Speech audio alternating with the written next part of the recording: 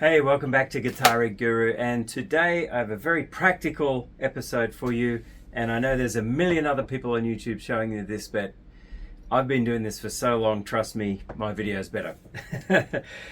Anyway, there's more to it than that, but a buddy of mine, Gabe, has this beautiful long, like I think it's a 30 foot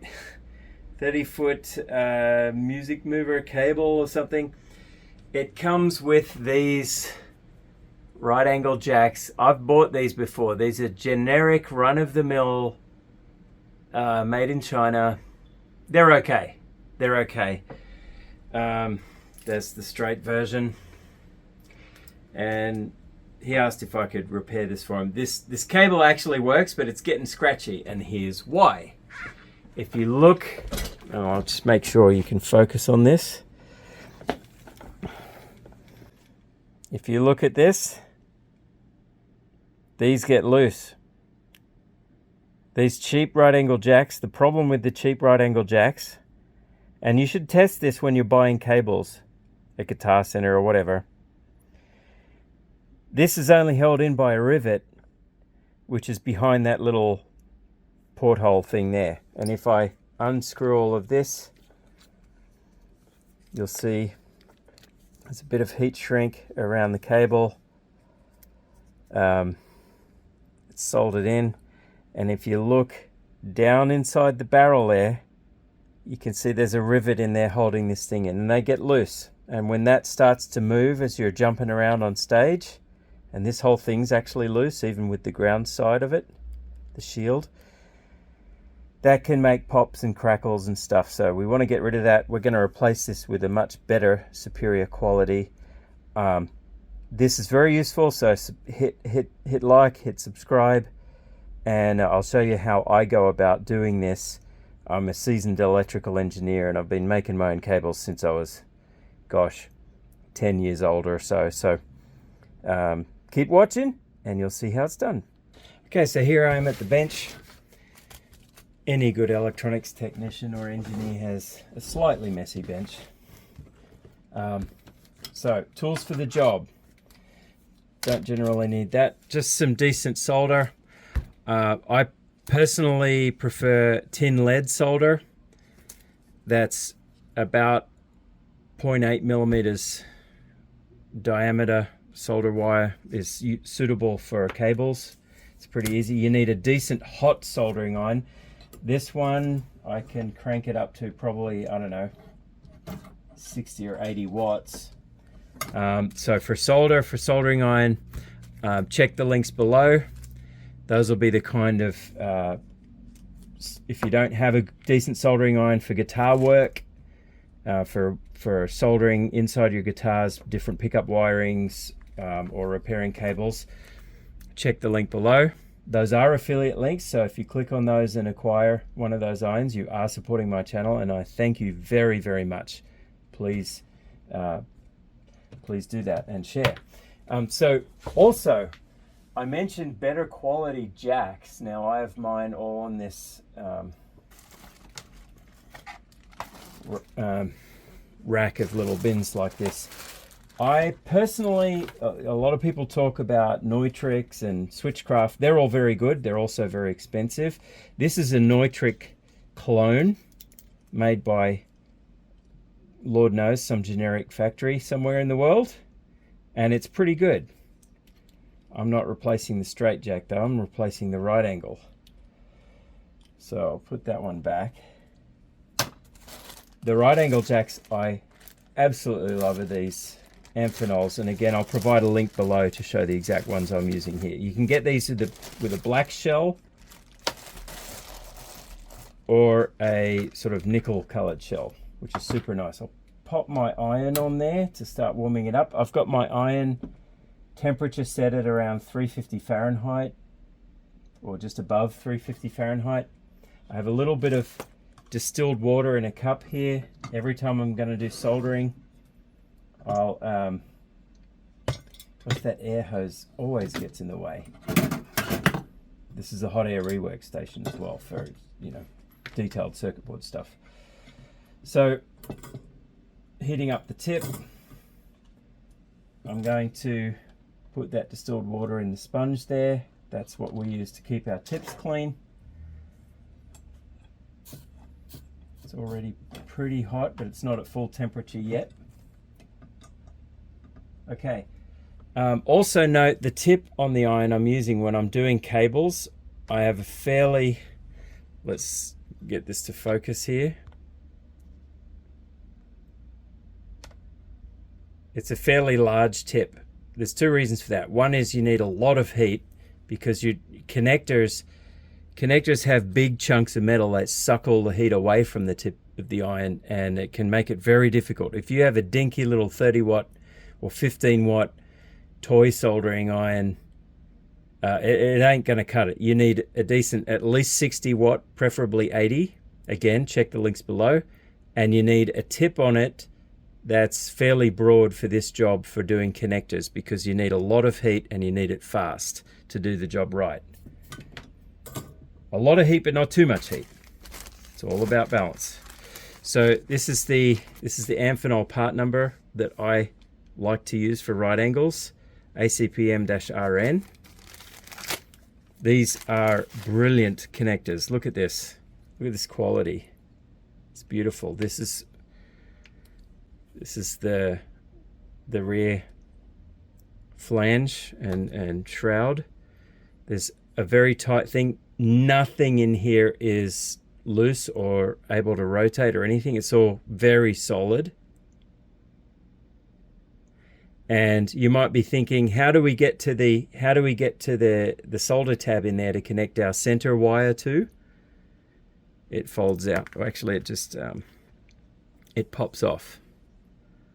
So this is a molded assembly. So you can see in there the quality of everything is just superb. And they're not too expensive. Okay, so to disconnect the old one, the other tools you need a decent pair of flush cutters. These ones are actually for fine electronics work. I'm going to use my slightly coarser, cheaper ones.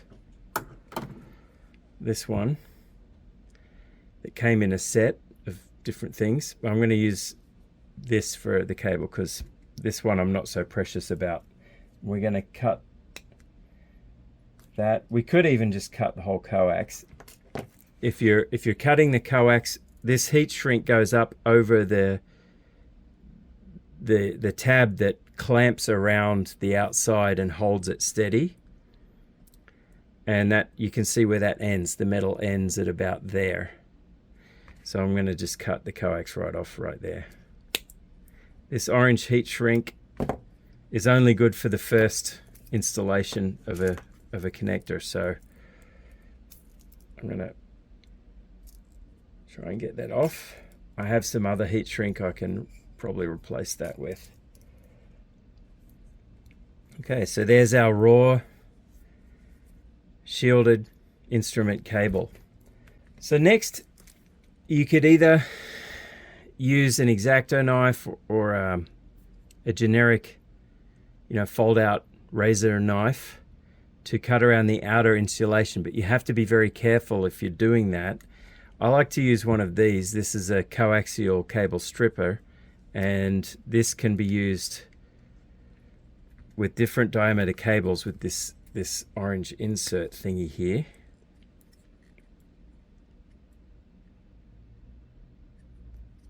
So I've got go to the largest setting, and then also before I strip off that outer sheath, I'm going to move that thing down. I'm going to put the final shroud on the cable. It's a bit of a tight thing because it's essentially sealing on that rubber gasket there. So I'll pull that down. I'll bring that back up later, and then the inner sort of insulator sleeve that's part of the connector goes on. And I probably don't even need heat shrink to do this right. These are designed to not really need it at all. There's enough of a grip on this grommet thing or shroud anyway, so I don't think I'll bother with the heat shrink. Heat drink's too expensive anyway. So I'm going to give myself a good 2 inches, and that's too loose to strip, so I'll go to a different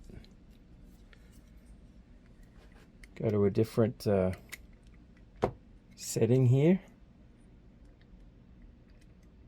One that's a bit more tight.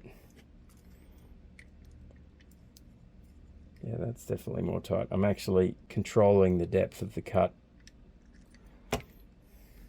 Right? So you can see it's cut around. Now again, you don't need that special stripping tool to do this. I just find it makes it a bit easier. Now let's just talk about guitar cables for a second. Specifically guitar and bass and, you know, regular unbalanced instrument cables that use a regular tip sleeve barrel jack, also known as a 1/4 inch, because that's the diameter roughly. A typical cable has a metal shield. This metal shield may be twisted like this, twisted strands of copper, or tinned copper, which looks silvery in appearance, but it's still copper.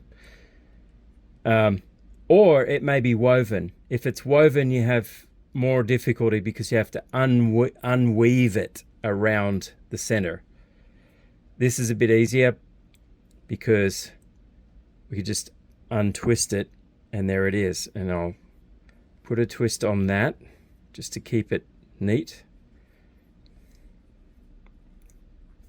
Okay, then the inner conductor is surrounded by that, because that shielding is the method of trying to reduce the effect of electromagnetic noise from things around the cable, other things on stage, other things in your studio or room that use electricity. And power cables, lighting cables are particularly bad because there's sometimes very heavy current switching on those, and they make a lot of electromagnetic interference, and that can be induced into your signal wire, which is the center wire there. But this shield is not perfect, so you still always get some noise. This is why we have balanced cables with XLRs, because they have 2 signal conductors intimately mated in a twist, and the noise that happens to one also happens approximately equal to the other. And in that balanced cable configuration, one's pushing, the other's pulling current at the same time, and they're meant to be differential so that the noise is ignored by the receiver, the receiving end of the cable. And that's why it's called a balanced line, and they're done that way particularly to avoid noise. In this case, and every good quality guitar cable that I've seen has this configuration to reduce noise as well. But also there's this conductive plastic sheath over that. So there's this shield is touching and connected to this bit of black plastic here that's around the inner insulator. And we can actually, you know, if you put a multimeter on that, here's a multimeter, and I go to, let's say 20 k ohms resistance range, right? Let's prop that up so you can see the screen on the meter properly set. So I'm in resistance mode. That's 0 resistance, 0 ohms when I short out these.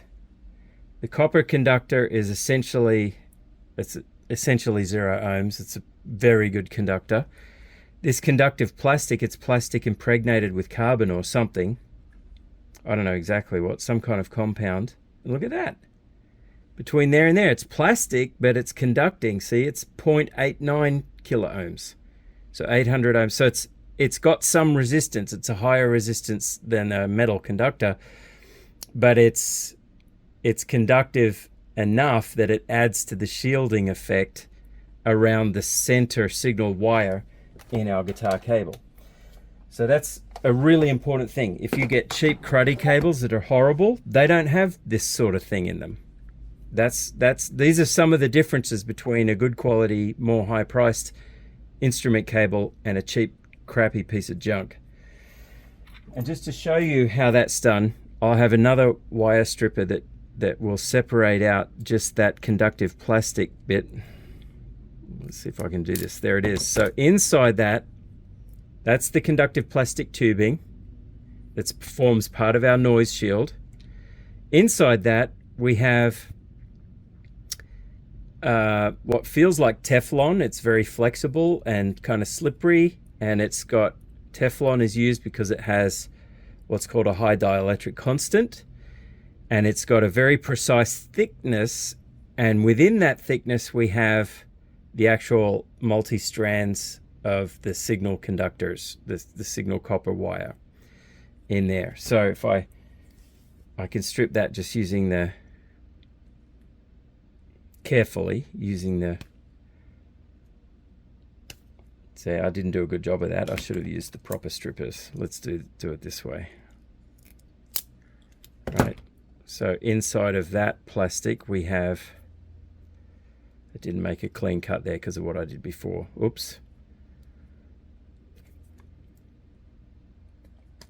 So there's the inner signal conductor, and there's a decent amount of copper in this. That's the other thing that sets apart a cheap, cruddy instrument cable or a line level hi-fi cable from a good quality instrument cable, is that they're actually using a decent amount of copper, and copper is expensive these days, in case you didn't notice. So it costs money. You get what you pay for. Okay, now that I have those done, what I want to do is sort of measure out how long they need to be. My ground shield is going to hook around this part of the connector with enough outer sheath insulation for the clamp part to clamp on well and give it some security. The inner conductor is going to solder in this tab here. So I've actually cut this too long really, but it's better to start with more length and cut it back than it is to go too short and have to strip more. But I'm going to have to strip off more of that inner insulation to get that on there. So let's do that. I'll just roughly mark where that's going to be with my fingernail. So it's hard to see on the video, but I can see a little mark there that I put with my fingernail. And then that's going to go in here to the strippers.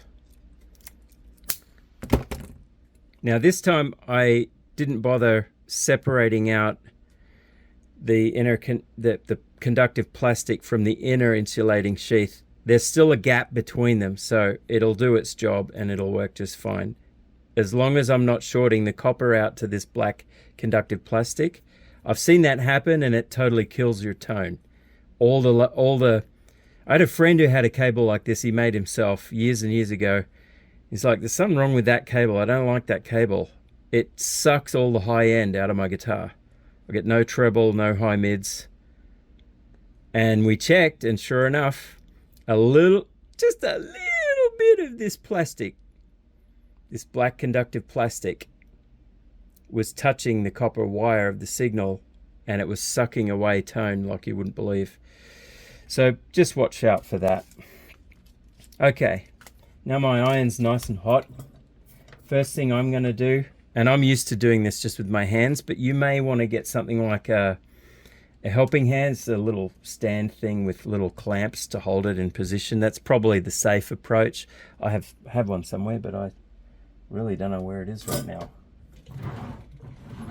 Is it in my drawers? No, it's in a box somewhere. So clean the iron tip with your wet sponge all around so it looks nice and bright. There it is, nice and bright. Dab a little solder on the end of the iron to keep it wetted. And then I'm doing this just holding the cable in those fingers and feeding solder with this hand.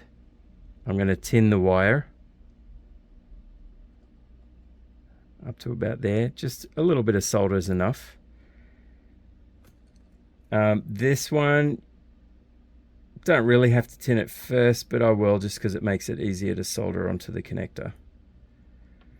Okay, so that's done. Then I get my cutters. I won't trim it all the way yet. I'll trim it out to about that length, and basically to the extent minus a little bit of where the tinning solder went. right? Because we need some length to work with. And then I'm going to bend this tab up a little bit.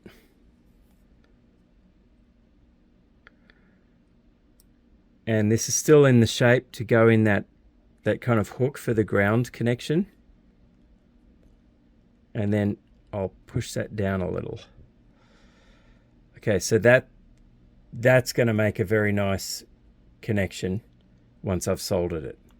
So the next step is to solder these connections. And once you're on the connector body, this is where a lot of heat gets sucked away from those surfaces because there's a lot of metal in here. And so that's where it pays to have a high wattage soldering iron with temperature control. Not one of these crappy 15 watt hobbyist jobbies. Again, links below to find the right solder, the right iron. So I put the whole iron surface on there, fed solder to it, and because everything was already tinned, it wetted real nice. That's a very good solder joint. Perfect fillet, everything's wetted. Then I'll trim off the excess wire, holding the end so it doesn't go flying off into somebody's eye. Always be safety conscious while you're doing this stuff. Okay, so back here, now we have this connection for the ground, and that has to be soldered. And there's different ways you could do this. Some people just get needle nose pliers and clamp that thing down. I don't want to do that in case I want to undo this and reuse this jack sometime. If this cable gets faulty, I want to be able to cut it back to where the fault is and then desolder this and resolder it onto the cable, because you can do that. Okay, so I'll not clamp that down. What I'm going to do is hold it this way.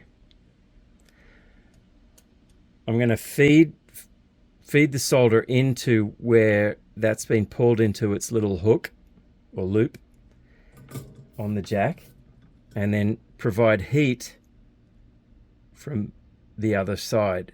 I'm going to wet the tip of the soldering iron, and that immediately allows a nicely wetted solder joint. So the iron was on this side. The wire goes through the hook.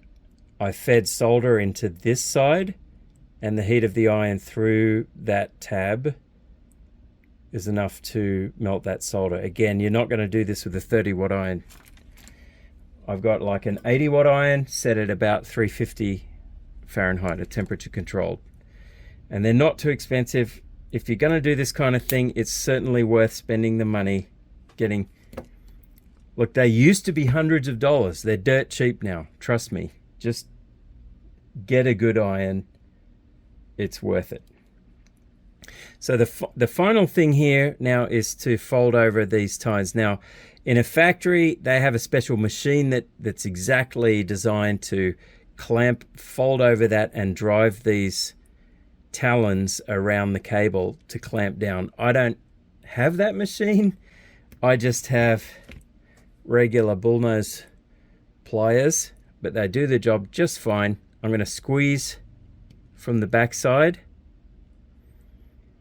That's sort of clamped, but they're not folded over. And then the next thing is I'm going to squeeze in this direction whilst twisting slightly and just fold them over a little like that.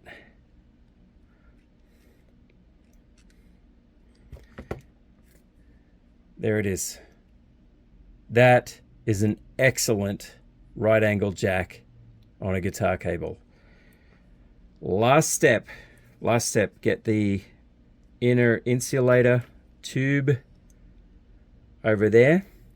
You can see how that works. This is not heat shrink, it just sits there. And then this, you can see the top of this has a bit of a hook. So I have to hook it over in that direction.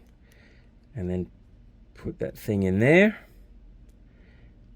Right, and then the final step, get this shroud and the rubber grommet that's gripping the cable for dear life, which is really good. It's what we want. That's all up there. And do it up nice and tight. This, friends, this is now a cable superior by an order of magnitude to how it came from its original crappy factory. That's how you do it. I hope you like that. I think some of you will find that useful. If you do, please hit the thumbs up, hit subscribe, hit the bell icon, give me comments, tell me if there's anything else like this that you want to know how to do yourself. I can teach you. This is Ben Jordan for the Guitar Guru channel. Please come back again and I'll see you soon.